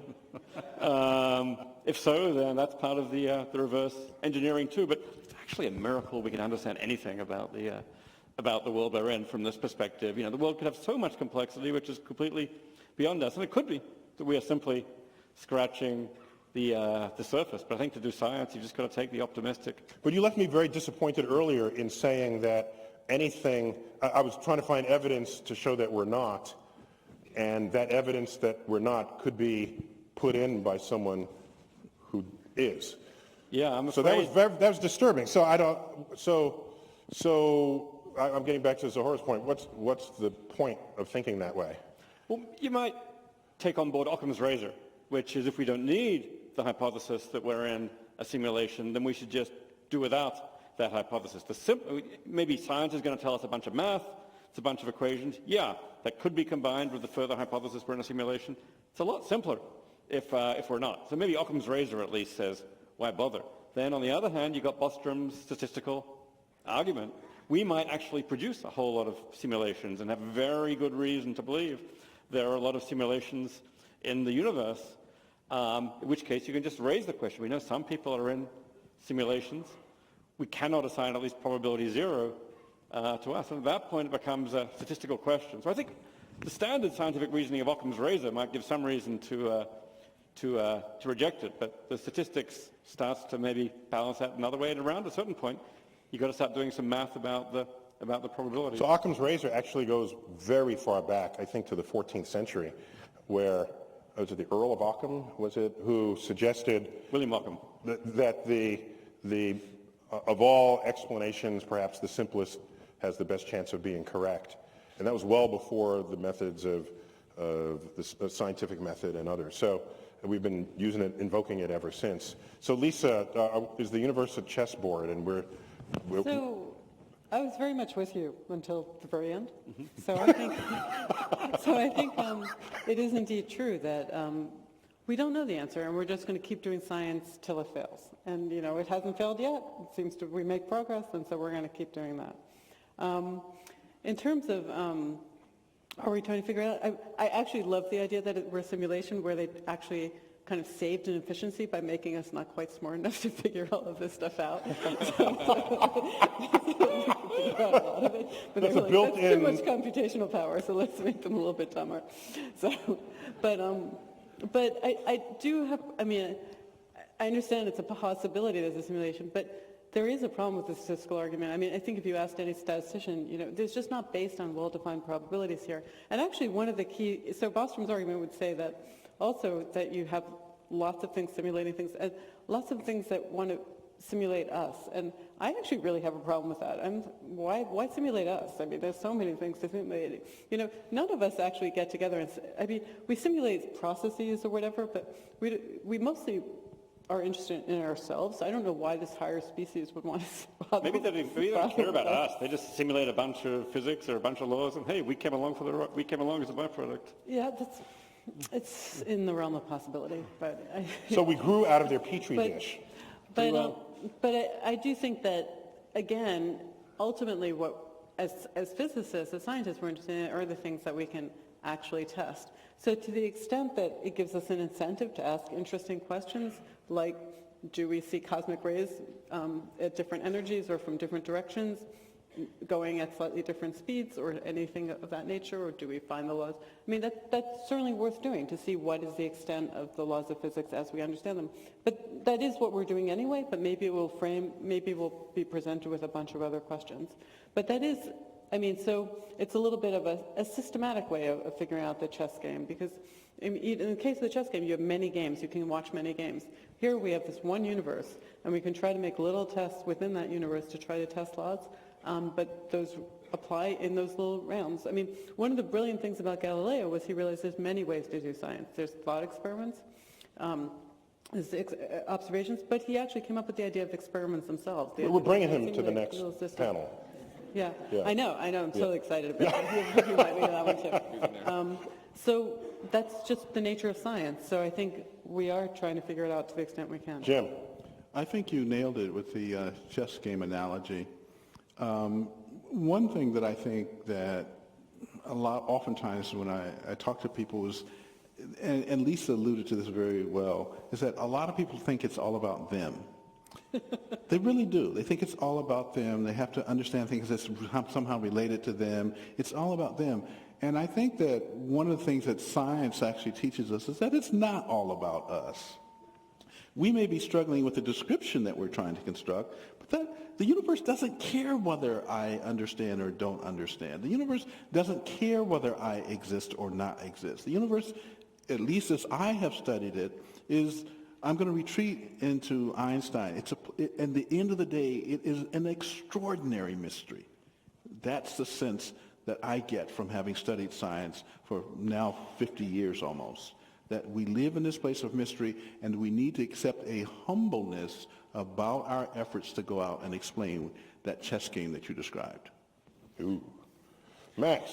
I fully agree with you that the world would be a better place if we humans could be a bit more humble. At the same time, I also feel that the very soul of physics is this audacity to look for a hidden simplicity in things. So I think the metaphor of chess is a beautiful one. We have as a goal in physics to look at this very complicated and messy seeming universe and look for a hidden simplicity. Look for rules of chess which are actually simple, not the list of one Googleplex different possible things, or not just saying it's all random. And of course, we don't know yet whether there are rules that are simple enough that our human minds can understand them or not. But I'm an optimist, and I feel it's actually much healthier as scientists if we have this innate optimism, instead of saying, well, you know, it might be they were too dumb to ever figure this out, so let's just not try. I think it's much healthier to say there is a real possibility that there is this hidden simplicity, and in fact, Galileo and Einstein and so many before us have found simplicity far beyond what their ancestors ever dreamt of, right? So let's keep looking for even more hidden simplicity. Maybe this is actually all computational or mathematical, which would be, that's in a way the ultimate audacity to hope for that, because that would mean that in principle at least, it really is possible to figure out the rules of the game. That's the attitude I like to take. Consider the possibility that it is possible, and then try our very, very best to actually figure it out. Thank you, Mario, for that. And Morpheus. So, Zohore. I would like to deviate a little bit more from your question very quickly, because it didn't come up in the discussions, but I want to distinguish between the idea that we can simulate the universe as opposed to the universe being a simulation, because there are fundamental limits to our capability to actually compute things, and these are based on the physical laws that govern our universe. Basically, we can't have infinite power. The energy, the laws that govern, basically the uncertainty principle can limit the rate that we can process logical operations, and also the entropy and thermodynamic laws can limit the amount of memory that we can hold in a given amount of space-time, and things, ideas like this that were discussed by Steph Lloyd and other people. And therefore, we might not be able to actually, and there are other actually limits when you think about larger scale and expansion of the universe, whether or not you can ever causally connect to parts of the universe that is expanding, and therefore store and process those information, be able to actually re-simulate the universe that we have. So it's a different idea. I don't think that based on the physical laws of our nature, this could be possible, but that doesn't mean that our universe could not be a simulation inside another universe that has another laws of physics that doesn't actually limit the amount of computation that is required to simulate the universe. So these are two different ideas. Just to come back to your question, I think as a physicist, thinking about the simulation idea, I think it doesn't change the way I think about the science, and I do my everyday job as a scientist. I think just the notion of whether or not we're real or this is simulated, it's kind of irrelevant, because what we're observing is no different from being real or imaginary. We just go and discover things that we already don't know about the universe, the laws that we haven't discovered, but at some point maybe we find some sort of more strong evidence that could connect us to a higher level that says something about whether or not the universe is computational based, and there is something, some simulator beside this. These are the ideas that require more thinking and more thinking out of the box, I would say, at the moment, but maybe at some point in future, when we have more understanding of the laws of our universe, we can have more rigorous way to go and look for those evidences and say something meaningful. At this point, I think there is no such evidence. We've just started to make assumptions by just comparing our simulations of the universe and see what would be the consequences of those kind of assumptions. But at the moment, we don't have such evidence, and it would be wrong to put a lot of focus on this idea, but it's definitely a very fun and curious idea to think about as a scientist, and therefore I think that's why I do science. And I just have to alert you that she actually knows the answer to your chess question, and she's just not telling us, because you're Persian, and you Persians invented chess. Yeah, I actually played that game when I was very, very young, so it's... So she does have the answer. Let me just end before we transition to Q&A. I want to get the likelihood that you think we are in a simulation. 10% chance, 20%, just give me a number. Just a number, go. I can't give you that number. I don't have any evidence. She's not authorized to divulge that information. Okay, so you give a no answer. Max? 17%. 17%. Jim? Morpheus? 1%. 1% chance. I'm going with effectively zero. Effectively zero. David? 42%.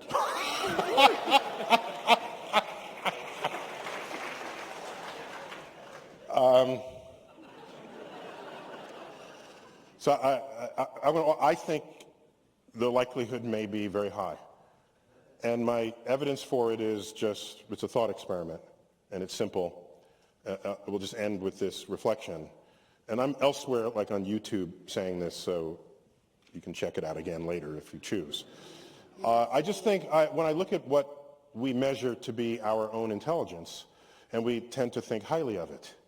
Getting back to Jim's point, there's a certain hubris just even in how we think about our relationship to the world. And it's understandable, perhaps, even in the search for intelligent life in the universe. It comes with the assumption that we will find life that also thinks we are intelligent. Well, if we look at other life forms on Earth with whom we have DNA in common, there is none that we would rank ever in the history of the fossil record or life thriving today that we would rank with us and our level of intelligence. So given our definitions, we're the only intelligent species there ever was because we have poetry and philosophy and music and art. And then I thought to myself, well, if the chimpanzee has 98 whatever percent identical DNA to us, pick any animal, doesn't matter, dogs, doesn't matter. Mammals have very close DNA to us. They cannot do trigonometry. Some people can't do trigonometry, certainly not these animals. So if they cannot do trigonometry, and they have such close genetic identity to us, let's take that same gap and put it beyond us and find some life form that is that much beyond us that we are beyond the dog or the chimp. What would we look like to them? We would be drooling, blithering idiots in their presence. The smartest chimp can do maybe some sign language and stack boxes and reach a banana, put up an umbrella, like our toddlers can do. Our toddlers do that. So maybe the smartest human, you can bring Stephen Hawking forward in front of this other species, and they're chuckling because they'll say, oh, this happens to be the smartest human because he's slightly smarter than the rest because he can do astrophysics calculations in his head, like little Timmy over here. Oh, you're back from preschool. Oh, you just composed a symphony. That's so beautiful. Just put it on the refrigerator door. Or you just derived all the principles of math. Oh, that's cute. And so that is not a stretch to think about. And if that's the case, it is easy for me to imagine that everything in our lives is just the creation of some other entity for their entertainment. It is easy for me to think that. So whatever the likelihood is, 0%, 1%, 1742, no answer. I'm saying the day we learn that it is true, I will be the only one in the room saying, I'm not surprised. Thank you all for coming tonight, and thank the panel.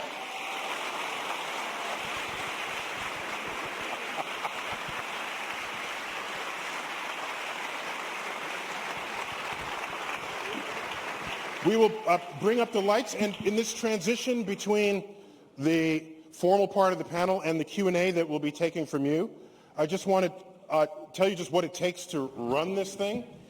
As I told you earlier, it was formed by an endowment created by Isaac Asimov's widow, Janet Asimov, and friends of Isaac Asimov, and we've been going strong ever since. And so I just want to say we have people who run this thing. We have Susan Morris, who's director of Hayden Programs. Where's Susan? Susan is out there. And we have Emily Haydet. She's also part of this team that makes this work. We have my executive assistant, Elizabeth Stachow. We have Laura Jean Checky, who's our stage manager. We have some fans of Laura in the audience. Good. We have Miriam Posner, who has been with us like forever and is a diehard supporter as a volunteer of our programs. Lydia Marie Petrosino. Did I pronounce that right? Lydia, I only ever call you Lydia Marie, but Lydia Marie is good. And of course we have Betty Walrand. These are people who make this happen every single year. I just want to collectively give them applause.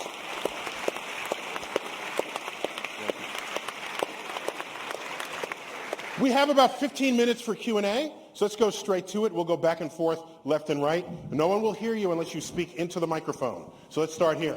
Let's go. Okay, so my question is, does it really matter? Would you view the universe differently if we knew it was simulated? Could we do the math differently? Oh, I like that. To make this efficient, we'll pick one person to answer. So how about Max, because your book is titled, what's the title of your book? our mathematical universe. Yeah, so he's the guy to answer this question, okay? If you knew, would your math be different?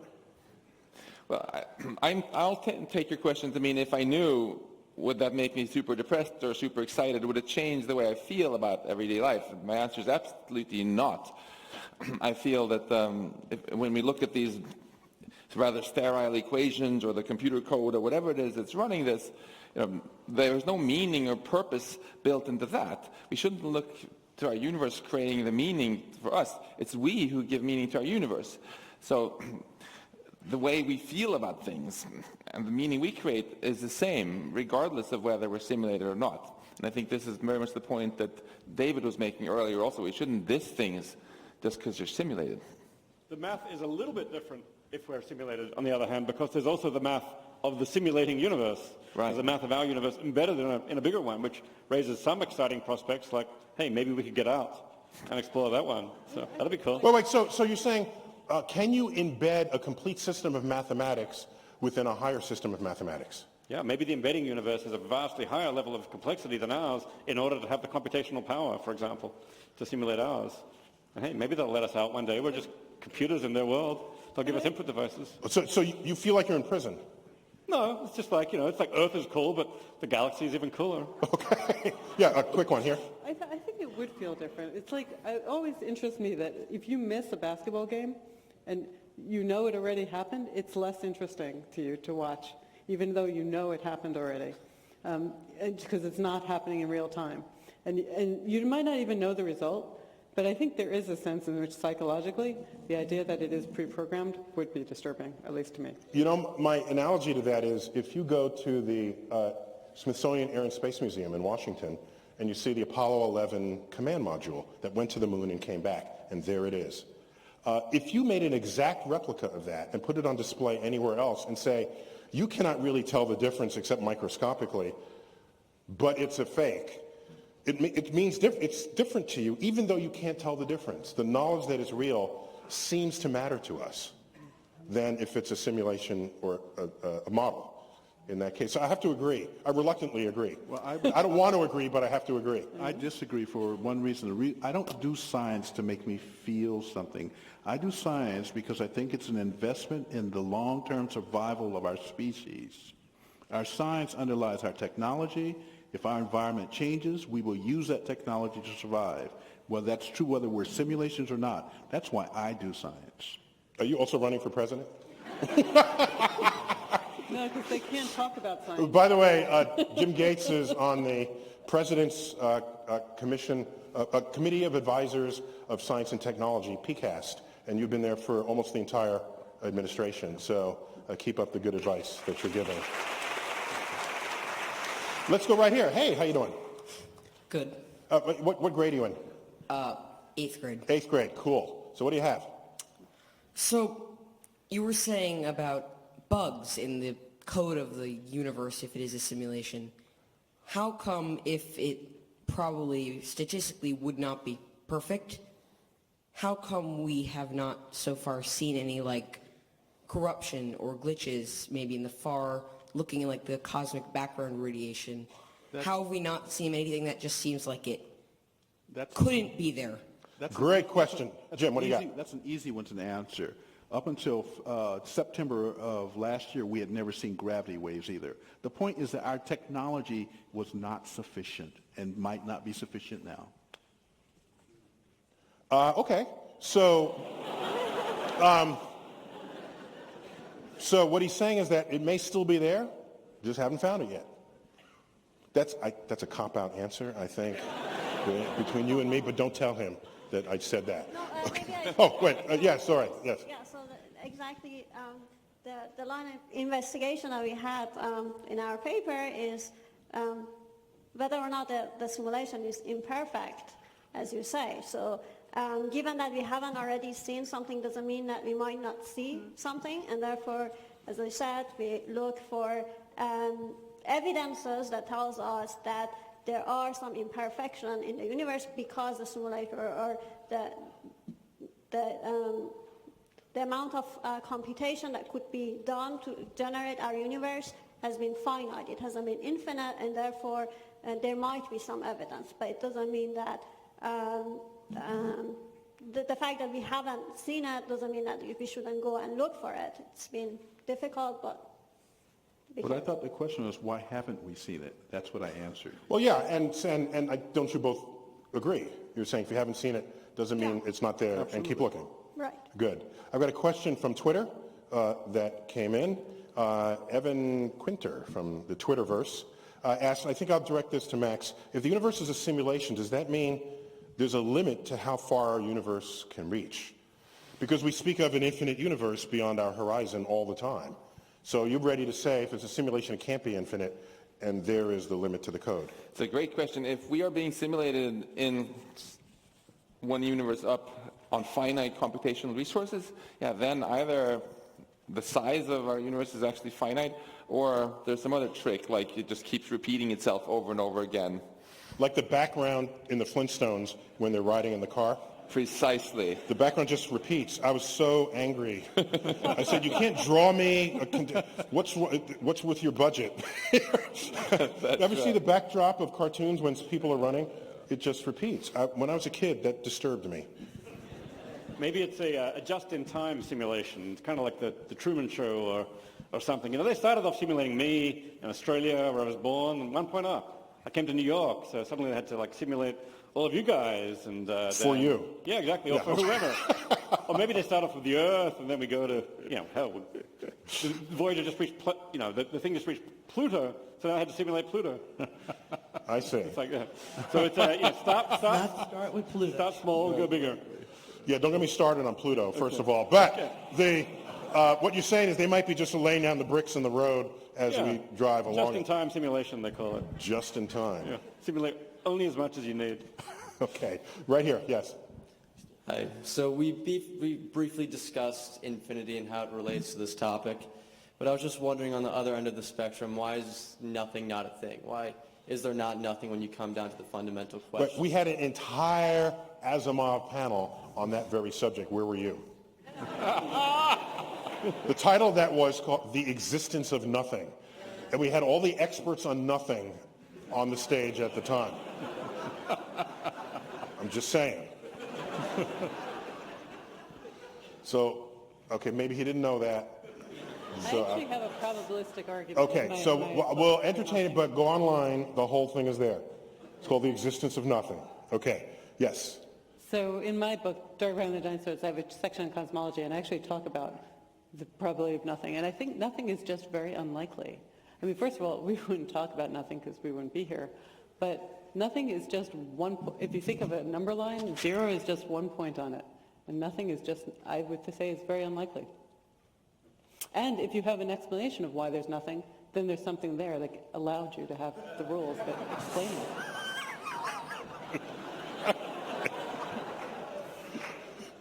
So you're saying the act of posing the question of why there's something is proof that there could not have been nothing? Right, so there's two good. answers. Crystal clear now. That's one answer, and the other answer is probabilistic. Okay, yes, sir. Hi, Neil. How are you? Hi, good. So I think I'm going to say this every day now after this. I'm going to say computer and program when I wake up in the morning. But the question is, say we assume that we are in a simulation. We don't try to prove it anymore. Would it be possible to come up with equations, knowing what we know from the past, to predict what inputs might be in the future, assuming that this is an original idea and it's not an input from the programmer, and we're not, on a holodeck within a holodeck within a holodeck? You think that would be possible and maybe escape the simulation? David, what do you have? Well, I think, we're probably stuck for now with the laws of the actual simulation, of the simulated universe.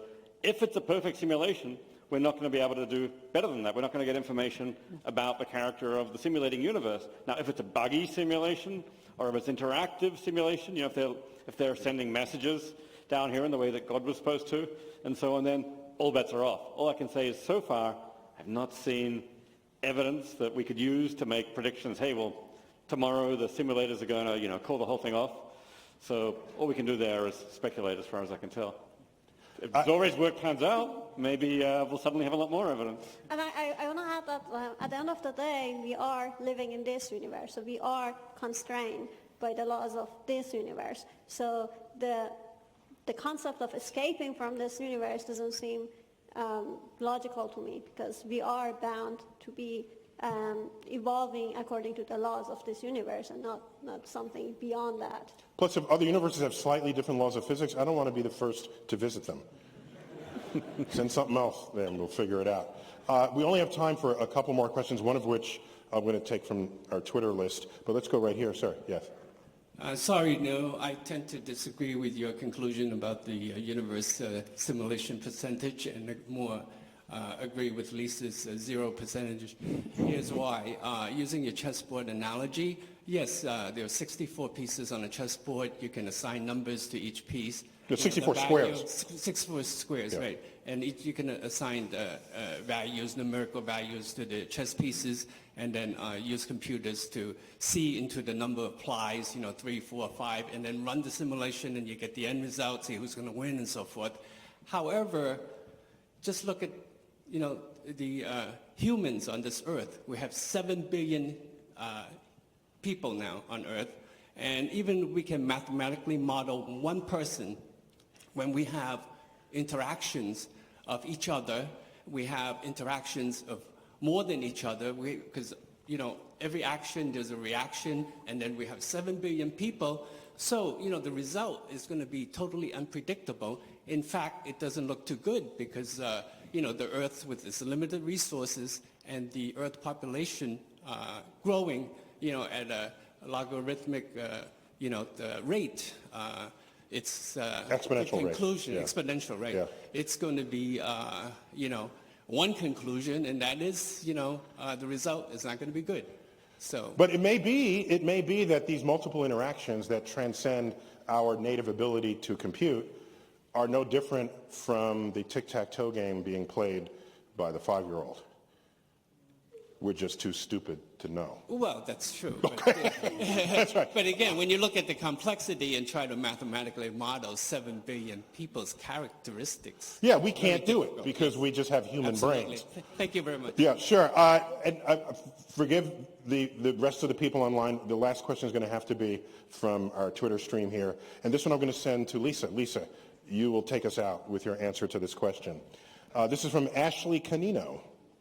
Is dark matter, there are multiple ways you could probably get to this, but let me say it as it's written. Is dark matter transparent or simply rules of the game, a computational structure like an operating system?